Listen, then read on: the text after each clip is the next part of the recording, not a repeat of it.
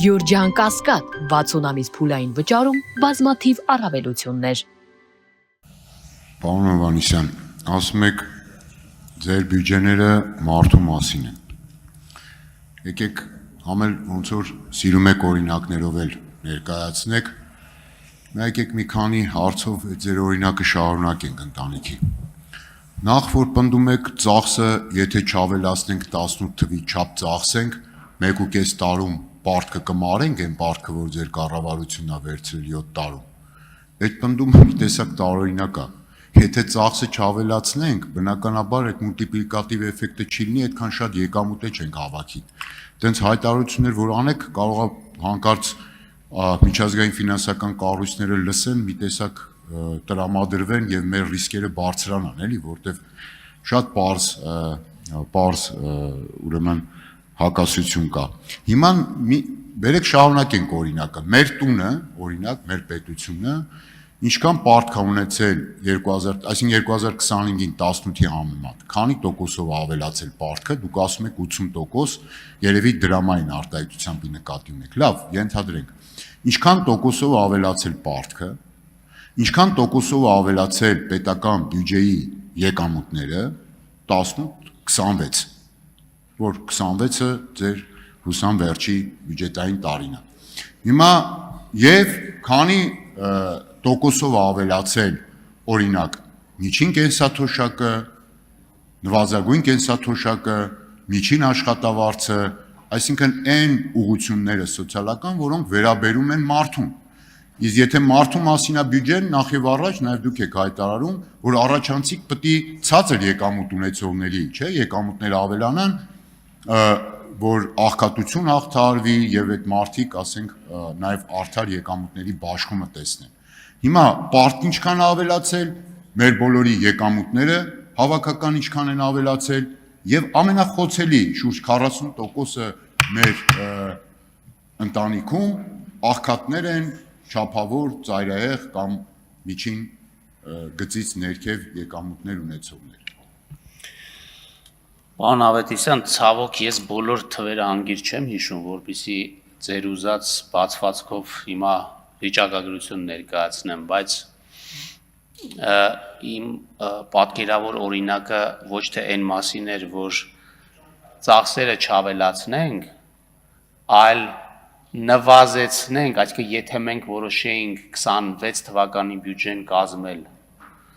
եւ 26 թվականին որոշեինք, որ ձեր նախանշած ճանապարհով գնանք, պարտքը արագ իջացնենք ներքև,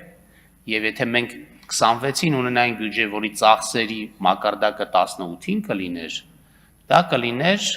եւ դա կարողանանք արագ մարել, բայց սա բնութագրում է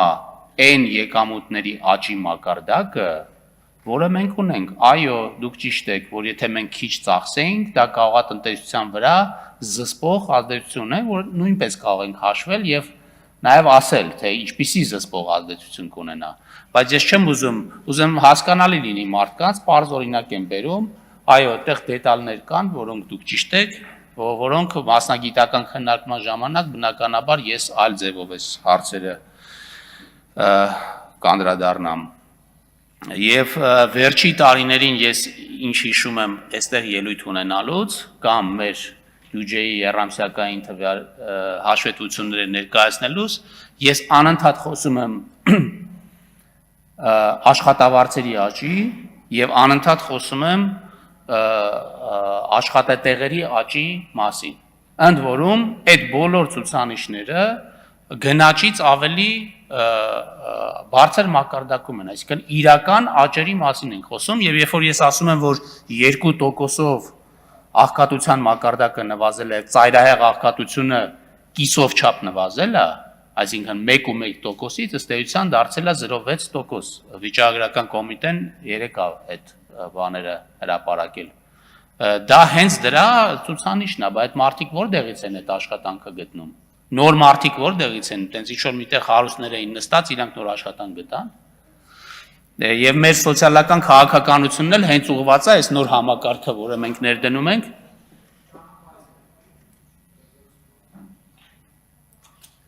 այդ ճանապարհների եւ այդ կապիտալ շինարարությունը, որը մենք իրականացնում ենք,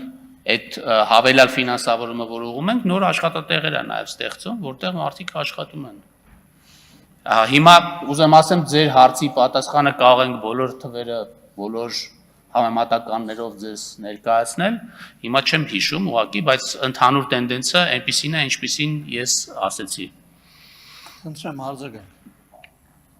Պարոն Հովհաննիսյան, ձեր տունը շինվի, նոր ասեցիք այդ թվերը, ոնց մոռացաք այդքան շուտ։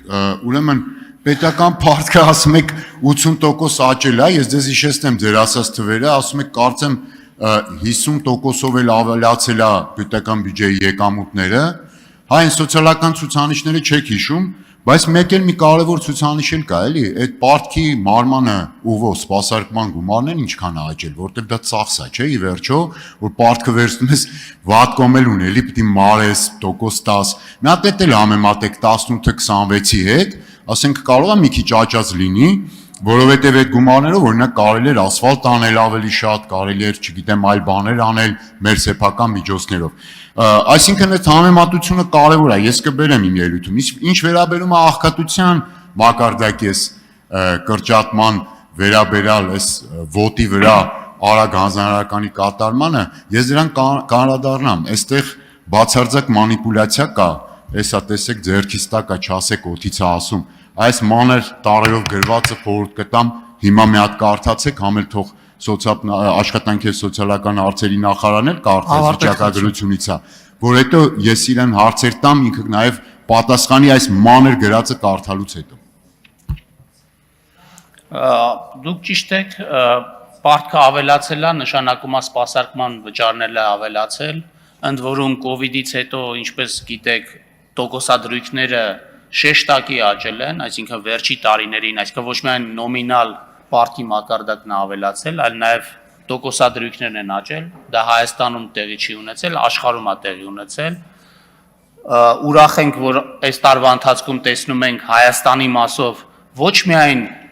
աշխարհից ածանցվող տոկոսադրույքների նվազում, այլ նաև, ինչպես ասեցի, մեր